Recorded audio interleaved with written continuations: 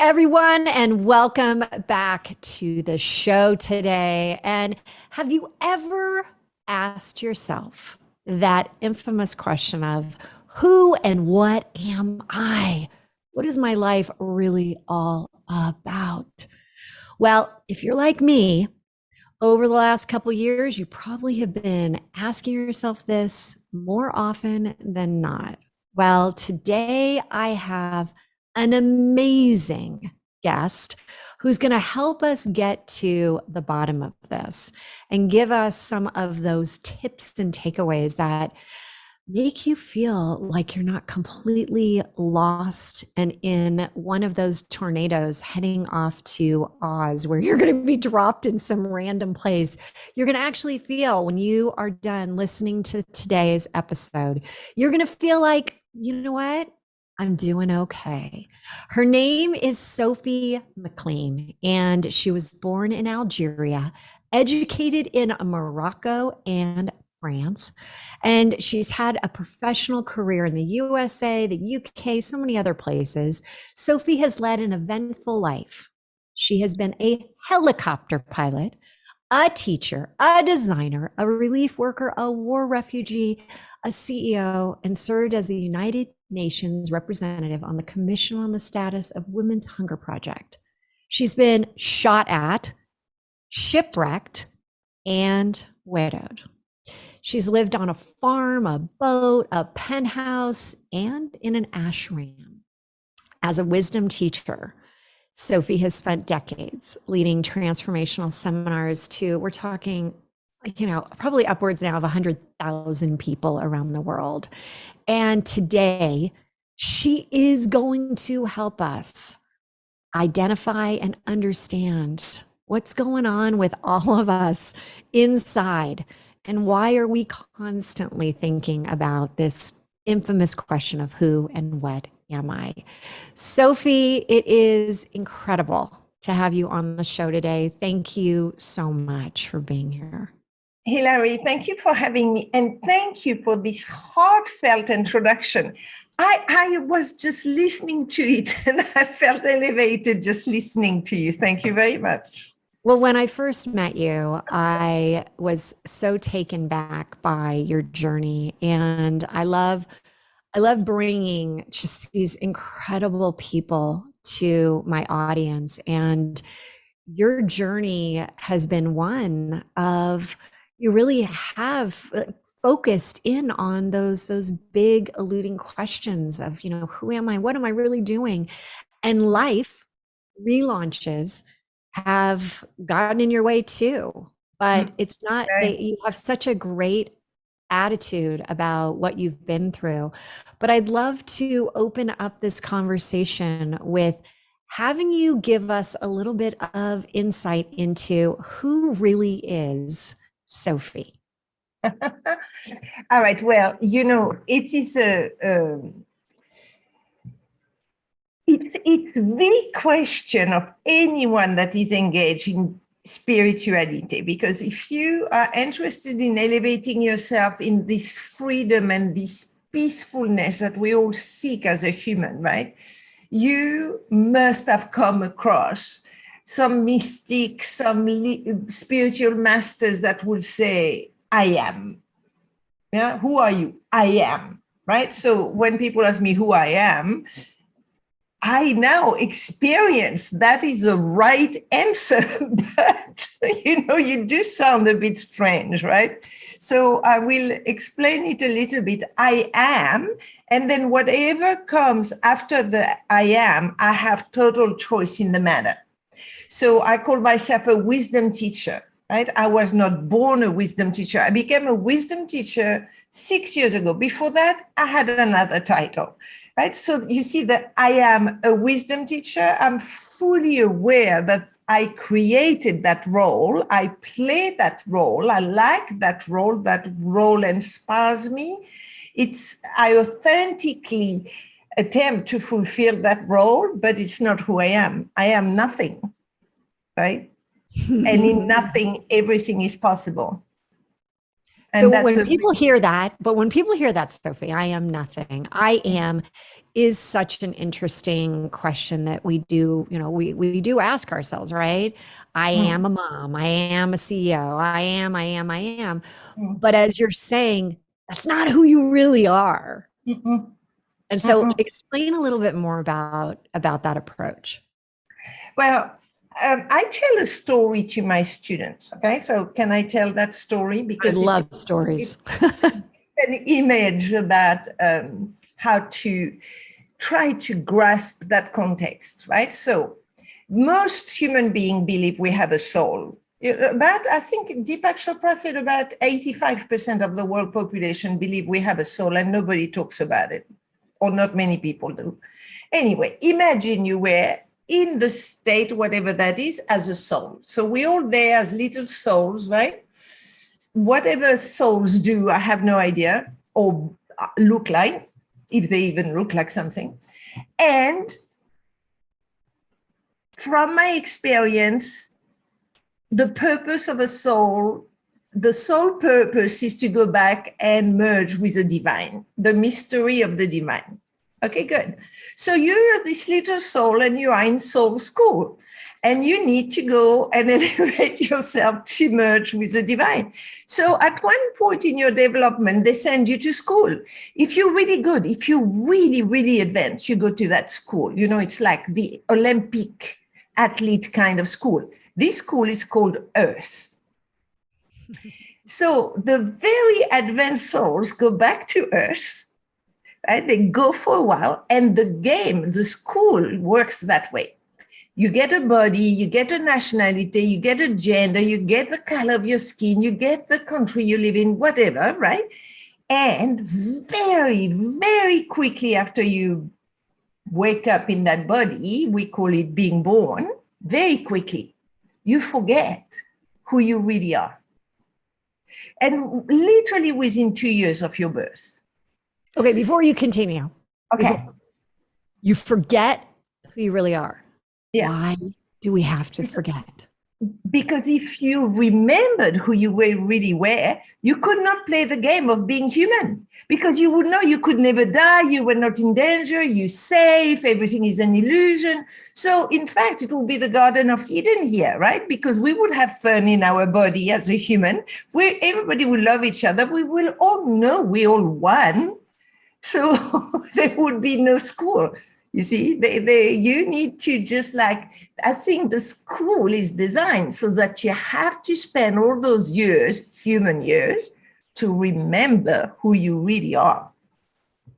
Okay, Sophie, I love where you're going. But for those that are like, whoa, what are you done with the story? Is that the end of the story where we can keep going, or do you have more to You can share? keep Okay. going. Yeah. Because I Well, hate to there is interrupt. something, yes, but we can go back to it. There is then, when you forget, there is something after that, right? But go ahead. Okay. What I love that you said is, people do say, the soul. And I like that Deepak Chopra said 85% of people on this earth believe that they have a soul, that there's something more. There's something more to us than just who we are right now. In my book, Relaunch, I talk about higher self. I talk about get out of your head. The 3HQ is get out of your head, into your heart, and get to your higher self, because the higher self is your best self. I believe that is where you really do connect to your destiny, your soul. What is your why? Your that. And so when you said that, that really struck a chord with me, which you said soul purpose merge with the divine. Like it's when everything starts to work. But what I really wanted to tap into, which I loved, was this idea that we come to Earth, this school, everything is basically, in our conscious mind erased, it sounds like, from your discussion here. It's not erased from the subconscious. Is that correct? I don't work in conscious and subconscious, right? Oh. So it's a little bit difficult because those are psychological terms. And guess what I am? I've got a degree in psychology. So, Sophie, that makes I sense do that I not. go there. I I go do not. there. So I just want to Well, make you're the wisdom teacher. You're the wisdom, you're bringing me more let, wisdom, which I love. let's use a very simple term, like you become a sleepwalker. You were awake and then you become a sleepwalker. Sleepwalker can go and open the fridge and feed themselves and all that, but they're not aware, right? So for me, being unconscious is being conscious because you are consciousness. This is who you really are, but it's being conscious without awareness. Okay. Yes, being conscious without awareness. So now we're at Earth School, Mm. and you mentioned that there's a game involved here. Yeah. Well, Okay. The yeah. game Now, of life. well, that's a game, right? And I think we must choose to come back, right? My whole experience, I've had a lot of mystical experience. I worked with shaman, gurus, the Dalai Lama, and so forth. I've never had a bad experience of the spirituality world, the esoteric world, right? The uh, spiritual world, let's call it. So we must have chosen to come back. Now, you understand, I know nothing about what I'm talking about. This is just my experience about 35 years, but I'm very conscious. It's a story. I have no proof. I don't even need proof. It's a plausible story, and it has worked with all those people that I have taught and worked with. So it empowers me. It gives you a lot of freedom. It gives a context for life, and it feeds this impulse that we all have to elevate ourselves. That's what I like about that story.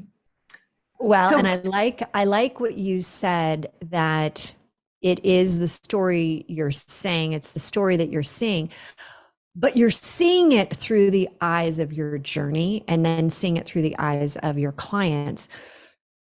You've got a badass story. You've got numerous relaunches that you have yes, done. yes, And I mean, for most of us, we wouldn't go through even one of them. Somehow you and I are kind of on the same trajectory. Whoever the divine is, whatever it is, has decided that we're going to be blessed with a lot of different relaunches that are pretty significant. But I'd love to hear from you about your journey with coming to this point where you now are the official wisdom teacher. right. Well, I started, I had gift as a child. I think there is a lot of children that have experience, they speak to somebody when they're children, all that. So I had all that, and I still remember this kind of huge being I was speaking to as a very small child and all that, but that was fine. I didn't think I learned too much from it. It was just a great companion. But then when I was 12, I had a very big gift. I was in my garden in Casablanca. I will always remember it. And I was watching my parents and my sister and brother sitting down for dinner. And I was at the end of the garden. So it was a moment of stillness. I was just watching them. I don't know why I got still. I don't know. Right. And suddenly I had three insights, like a download. The first insight was that I was being brought up in a cocoon, and that cocoon, all loving and ease and, adventures and sports and all that, was not a reflection of the world at all. And that I had to go and find out everything that was happening in the world. The second insight was, once I would have had as many experiences as possible, I will finally realize that it was all an illusion. And then the third one was like a kind of command saying, okay, and then you have to tell people. So I was 12. I ran to my parents. I told them, all right, I understand it all now. We live in a cocoon. It's all an illusion. And you have to stop being so significant. And they looked at me and I got my nickname, the crazy one. With love, but to this day, Hilary, my nickname in my family is a crazy one. It's not, they don't call you the wisdom teacher. Not in my family, they do not. So Okay, this is so interesting because I want to go back to one thing, and then I'm going to go a little bit deeper into these three areas of what you're doing. But one of the things that you said is that as a child, you had these experiences where you had these what we have deemed invisible friends, right? Mm, You mm, had this; it was a companion. mm, So invisible friends, um, is something that a lot of children have, right? mhm. But Sophie, something happens to us where we stop believing in the invisible friend. Yeah, yeah, And that's what we said. We forget who and we so are. we're about to take a break. This is so good, so juicy. You do not want to miss this. Everybody, we will be coming back and talking about what really does happen and how you can really get that back, right? We forget, but yet you've had it. And for those that didn't have that invisible friend, don't worry, we'll help you too. So we look forward to having you come back and we will continue this conversation with Sophie when we return. Hey everyone, thanks for tuning back in. I've got Sophie McLean, and we are talking all things who am I? And yeah, we've gone deep here, but I do want to go back, Sophie, to what we were talking right before the break, which is this concept that so many of us had that invisible friend and then something happened. Mm. Can you let us know what happens to us? Well, it seems to be the design of human being because, as you said, I'm trained as a philosopher. I have the diplomas and the thing and the that, but I got trained the most in my relationship with people, right? In all culture, all ages, and every single human being from China to Australia to Germany to South Africa to America to the US to Canada, every single one of my students between the age of 1 or 2 goes through something that doesn't have to be traumatic, by the way.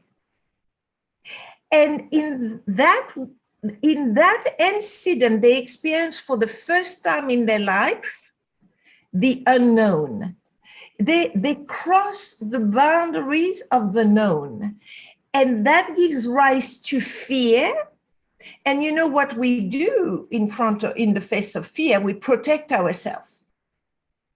But you cannot be who you really are, which is this soul, this essence, right? This no thing. So nothing doesn't mean, you must not give a meaning to nothing. It doesn't mean less than something.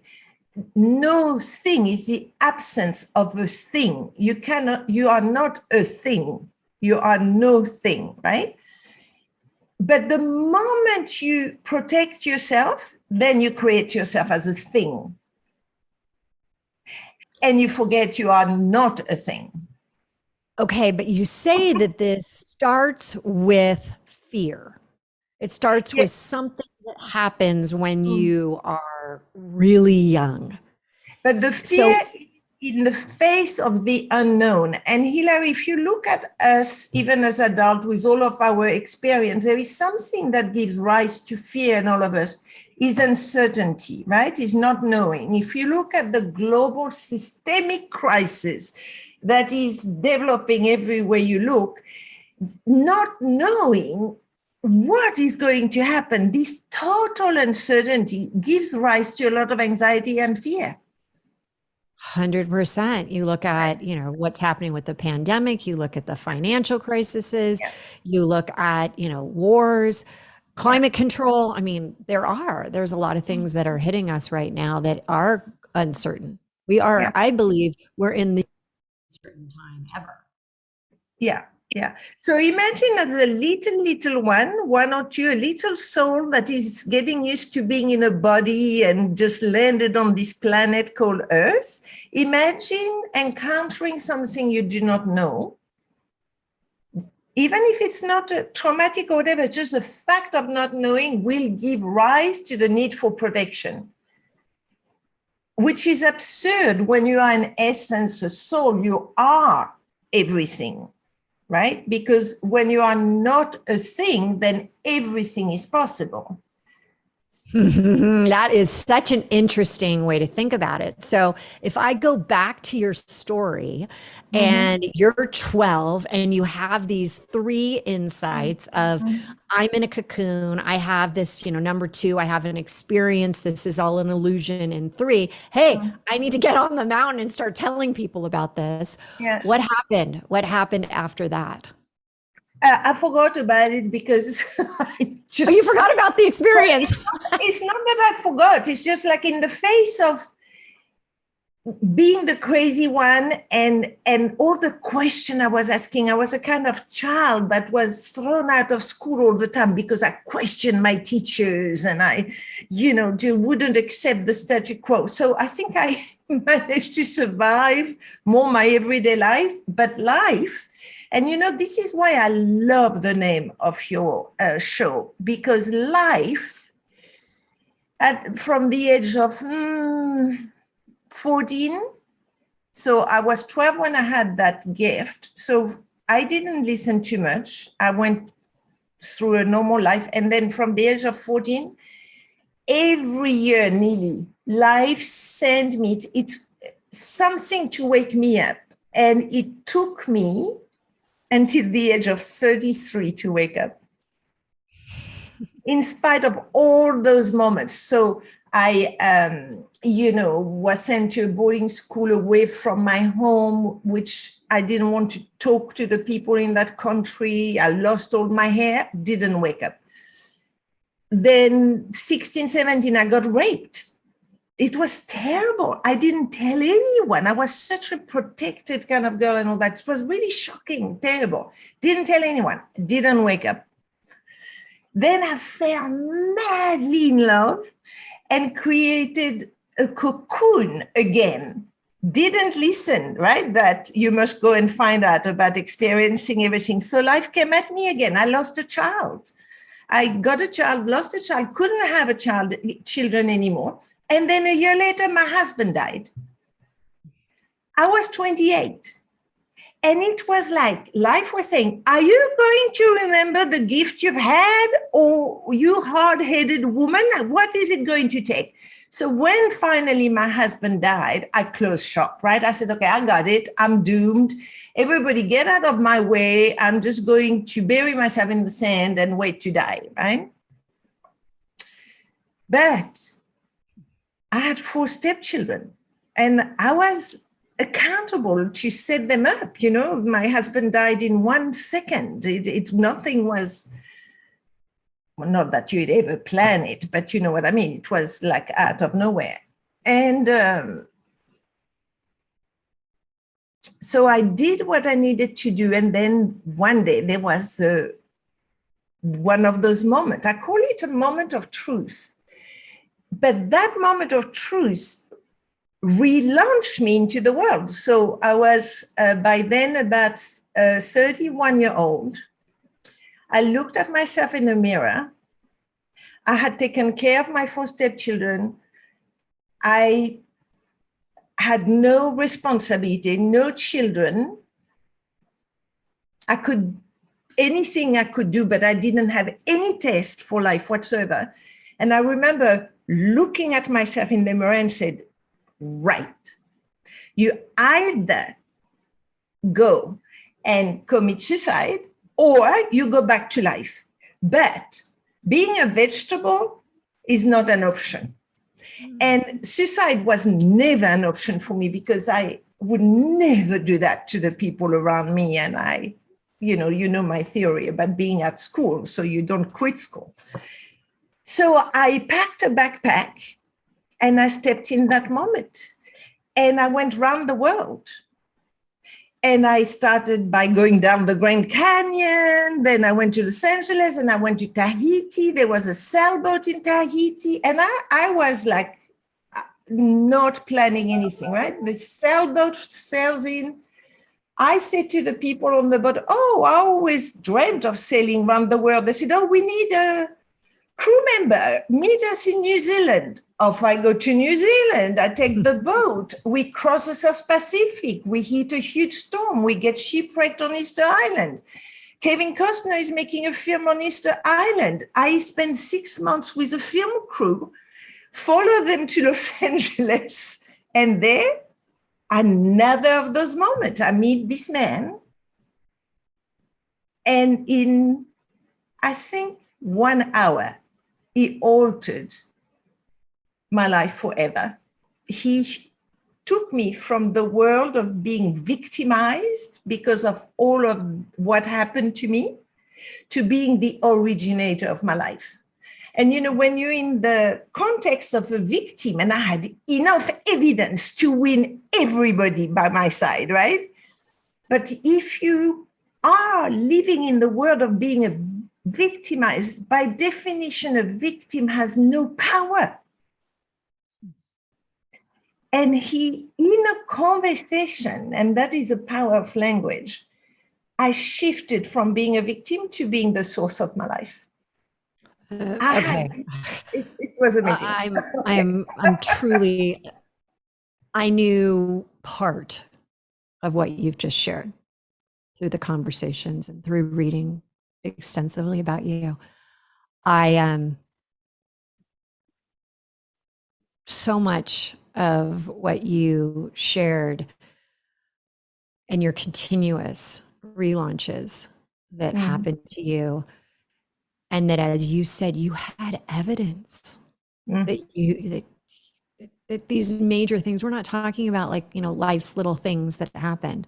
By the time you were 31 years old, Yeah.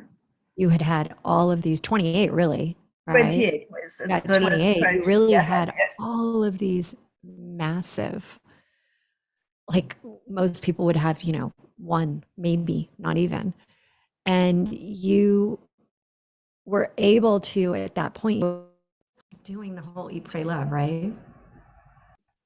Yes. Elizabeth Gilbert going around the world and, you know, trying to, you know, find what is really going on. And you had taken on that, hey, it's not that I'm, you know, my mindset is all on victim, but I got the evidence that's just the way it is. You had, Yeah. you know, kind of just opened it up to like, what's next? What else is going to happen? Because that's just my journey. But this man, Yeah. and change that by really giving you back this concept that you do have the power. You have Yes. that power. Can you share more of what did he offer you at that moment? What did he say? I I think can we're all tell like, you, wait a second, this changed your trajectory. What did he say? exactly. I can tell you exactly, but I must warn everybody, right? It sounds so simple that people say to me, but it cannot have transformed your life. But if you look, there is a depth in simplicity that is actually an indicator that you are aligned with yourself. If it gets complicated, confusing, hard, and complicated, you're in a story, you're in the illusion, right? So I'll tell you exactly what he said. It took some resistance on my part, by the way, right? So he said to me, I wanted to strangle him at one point, right? So and there is one, I must tell one on myself, Hilary. Not only did I consider myself a victim, but on top of that, I used it to dominate. When I didn't want to do something, or the conversation was boring, or I wanted people's attention on me, I would just get my story out, you know, oh, well, you know, or because I had details, right? My husband died 5 days after we get married. And, you know, I mean, the whole thing. I know. I tell you, I wrote a book about it. Okay, so this man listened to all my stories, right? And he said to me, you're not a victim. So that's when I wanted to strangle him, right? I said, what? He's not buying my story, right? So your friends are the one that buy your story. He was definitely not my friend at that point. So he said, for example, your husband. You are not the victim of your husband's death. You need to be the originator of it. I thought you meant that I had killed my husband. I was hyperventilating by then, right? So he laughed, obviously. He said it is not what it means to be the originator of something, right? He said, and he explained to me the world of victim and the world of the originator of your life. And I looked, I was suffering so much. I was really, in spite of looking okay, I had this despair in me, right? And so I looked, I said, okay, listen, I'm going to see what he's saying. And I looked, and there was no victim. You see, I fell in love with my husband when I was 20, and he was 48. Right? So I was 28 years younger than my husband. He was older than my father. And he had a heart condition. I knew that there is no victim here. I chose him. He was bald. He had yellow teeth. He was a bit deformed in his feet. He was the most extraordinary man I had ever met in my life. And I fell madly in love. And I didn't care about anything other than who I was with him. And I chose him. I played poker and I lost. And in spite of those 5 years of total despair, I would redo it anytime. What you just said is so interesting because, I asked the question so many times to my guests, would you go back and change it? Would you go back and do anything different? Having these silver linings now. No, I wouldn't change anything. And the other relaunch was, I had the choice after a few years of despair. Am I going to end up an old woman with 20 little dogs because they're the only one that will put up with me because I was such a witch by then, I was so angry? Or am I going to choose to be loving and giving and a useful human being? That is, when you, very often when we get into despair, that's when you look authentically at, okay, is your life going to go that way or that way? But I wish we didn't have to wait for despair. There are some people like Eckhart Tolle, right? Apparently he was sitting on a bench, desperate, depressed, and he had a download and got enlightened. Okay, that's not my path. I'm going one step after the next. And I think it's so that I can really have compassion for my student because I'm going through the same thing. I don't know. Well, first off, I think that is so true. But I also, when you say that, what am I going to choose? When you were talking about all of these things, it really struck a chord with me because and in my book, I wrote about a lot of these, but there has been in the last 2+ years, there's been a lot of my own relaunches, from losing my mom suddenly to cancer, to then, losing my dog, to moving out of my house of 25 years, moving states, to just losing my dad in the last few weeks. And people, when they say, oh my God, how are you even standing? And, kind of like they look at me with that, ooh, you've really been through a lot. Mm-hmm. And yet I don't view myself as a victim. I too have grown from a lot of other situations that have happened through my life, that at this point, I look at it like, how am I going to choose to view this? And Sophie, I remember when when my mom was alive, I would call her up and I would say, oh my God, you're not going to believe what happened to me today. And at the point where she would say, wait a second, let me sit. I'm ready. Tell me what happened to you today.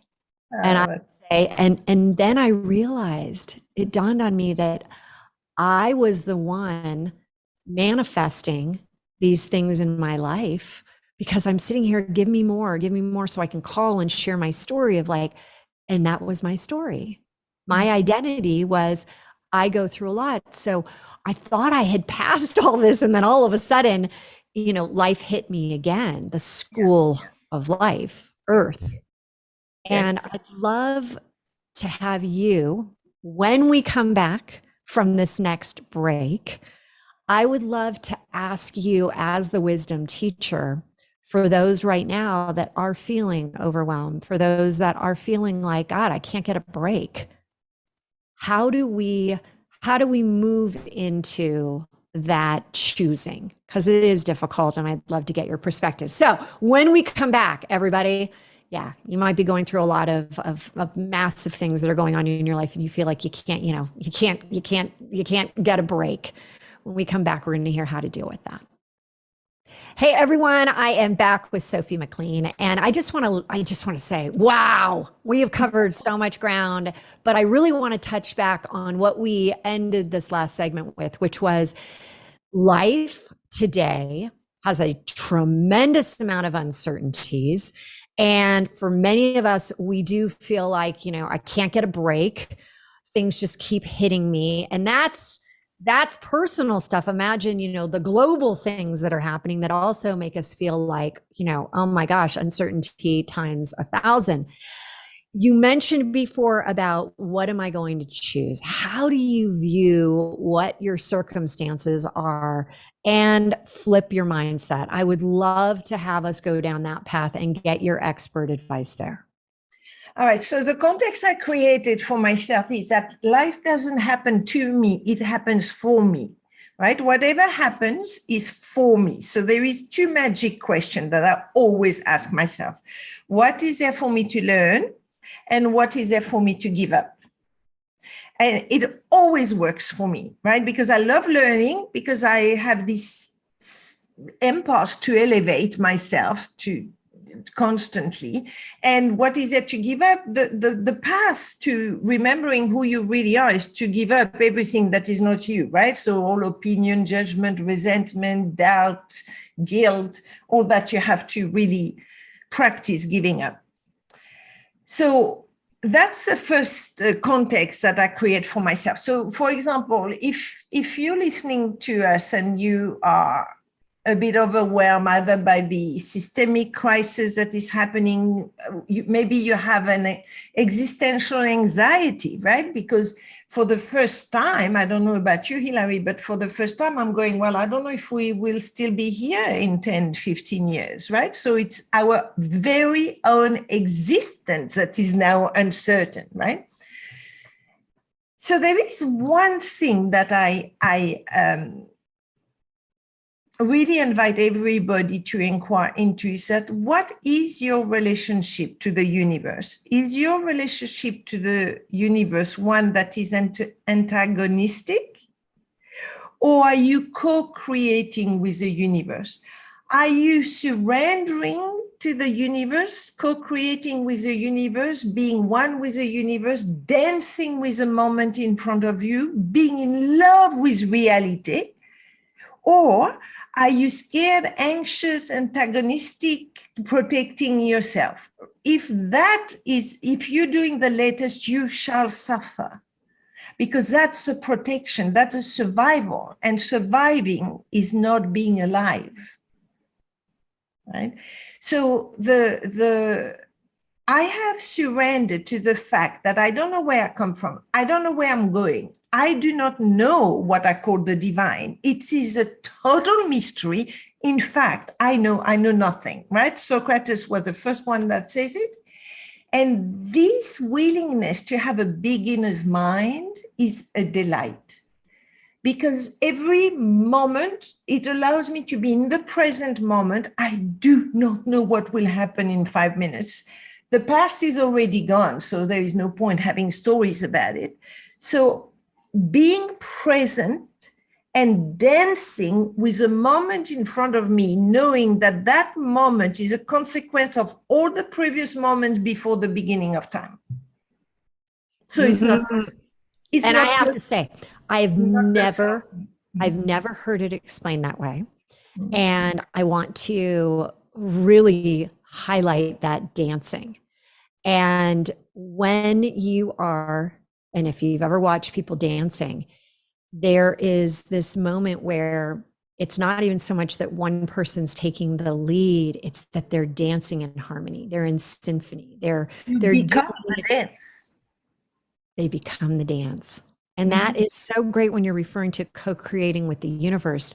We push, we push, we push. And a great way to know if you're in this antagonist kind of Mm. mindset, or if you truly are co-creating, is really looking at what's going on in your life right now and what are you pushing, pushing, pushing that's not working, Mhm. right? Mhm.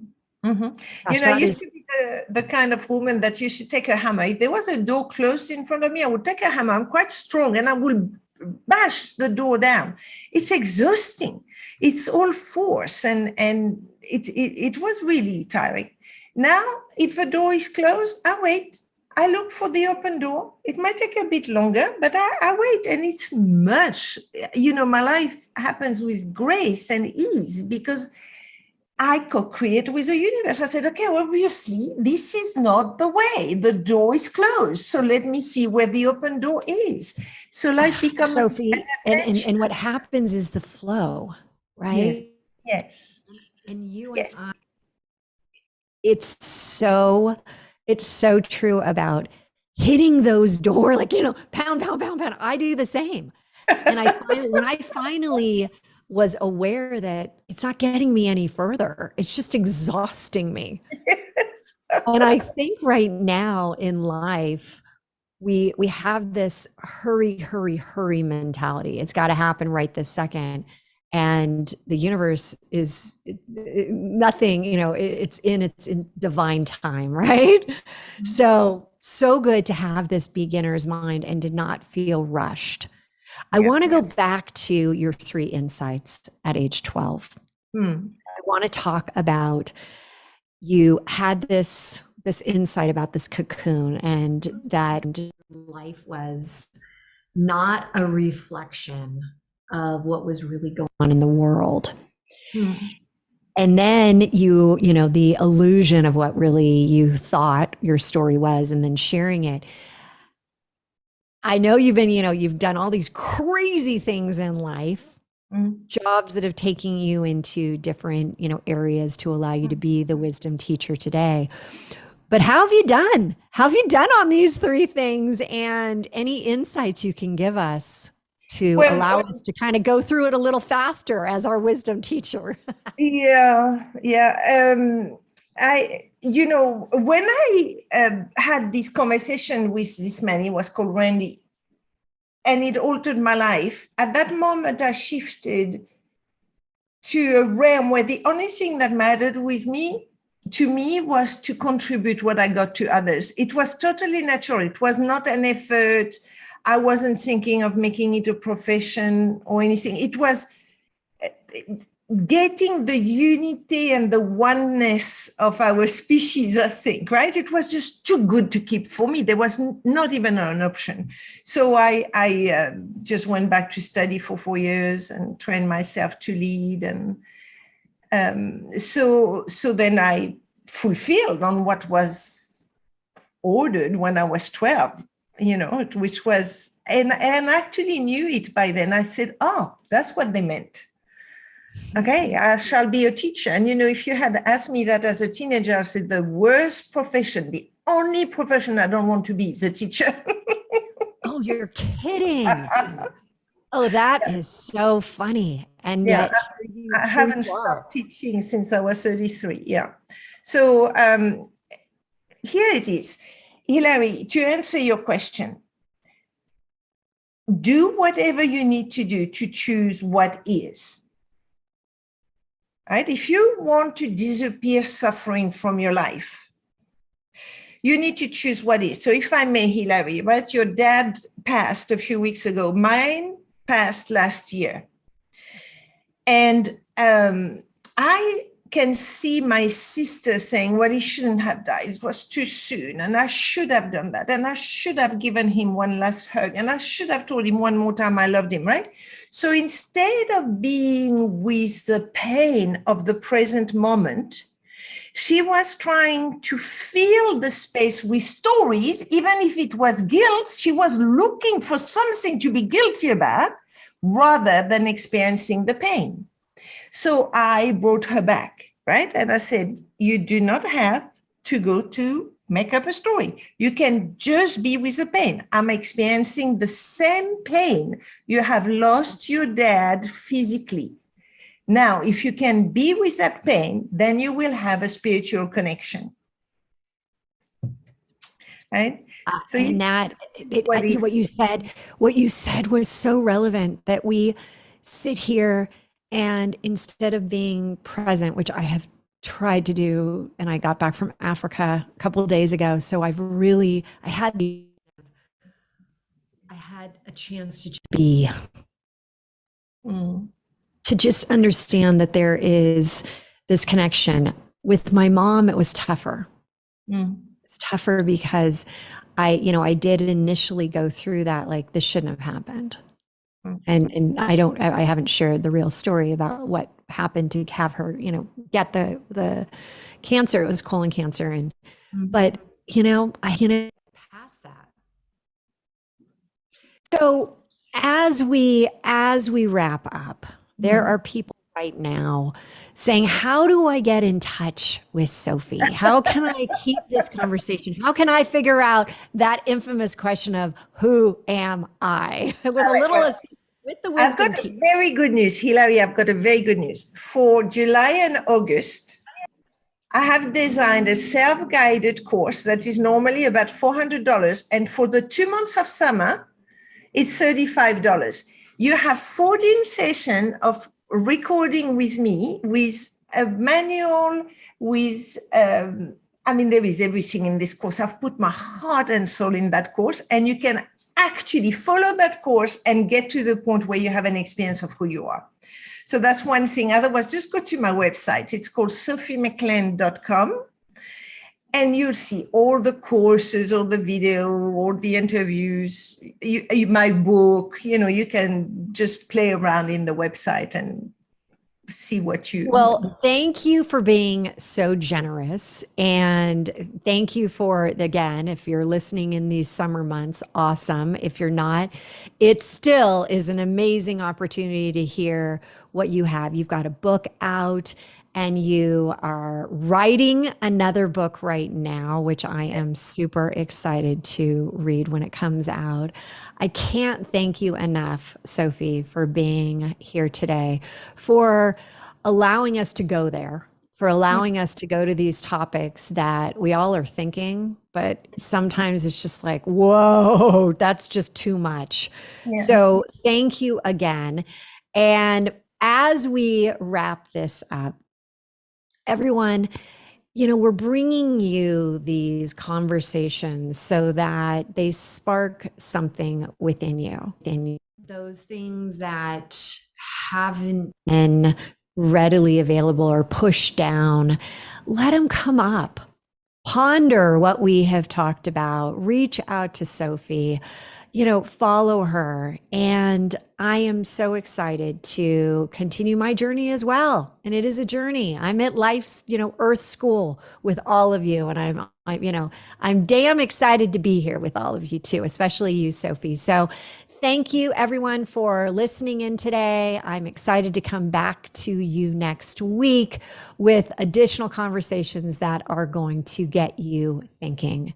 So again, remember, live now, love now, relaunch now, and we'll see you next.